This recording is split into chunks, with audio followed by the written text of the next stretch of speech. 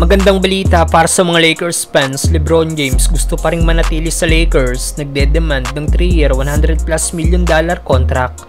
Ngayong 39 na ang all-time scoring leader, may salary pa rin ito ngayong season ng $47.6 million sa Lakers. At ang huling taon ng 2 years contract niya sa Lakers next season ay isasahod naman siya ng $51.4 million, kung saan 40 years old na siya dito. At ngayon matutuwa ang mga LeBron fans dahil mukhang wala pang plano magretiro ang 4 times MVP, dahil ayon sa report nagde-demand pa daw ang Lakers superstar sa Lakers ng 3 years 9-figure deal o $60 million per year na sahod.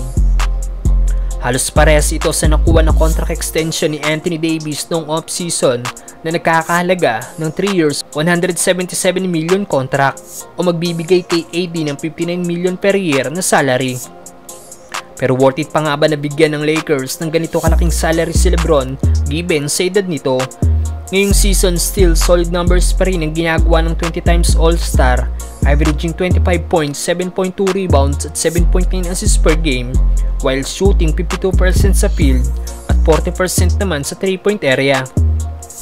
Madaming NBA fans na nag-react dito. Ayon sa isang fans, worth it pa rin daw na bigyan ng ganito kalaking kontrata si LBJ dahil kahit saang team man daw ito mapunta, tataas daw ang ticket sales in general dahil sa dami ng gustong makita si LeBron na mapanood ng live.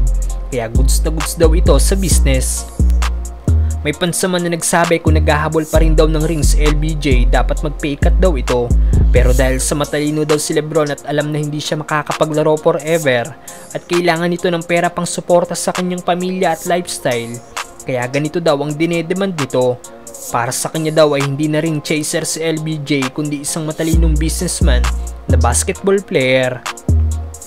Ayon naman si isa nagkomento, kaya daw nagde-demand ng ganito si LeBron sa Lakers dahil nawala na sa NBA mock draft ang anak nitong si Bronny James. Alam naman natin na sinabi ni LeBron noon na kahit saang team madraft si Bronny ay ditong team rin siya maglalaro. Deserve nga ba ni LBJ ng $60 million per year, mga brother?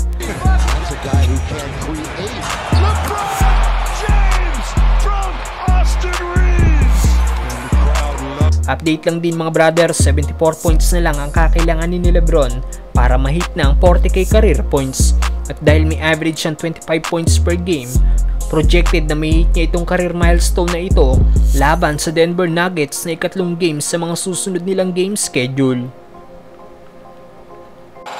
Coming to the end of the third quarter, LeBron James, a shot in history.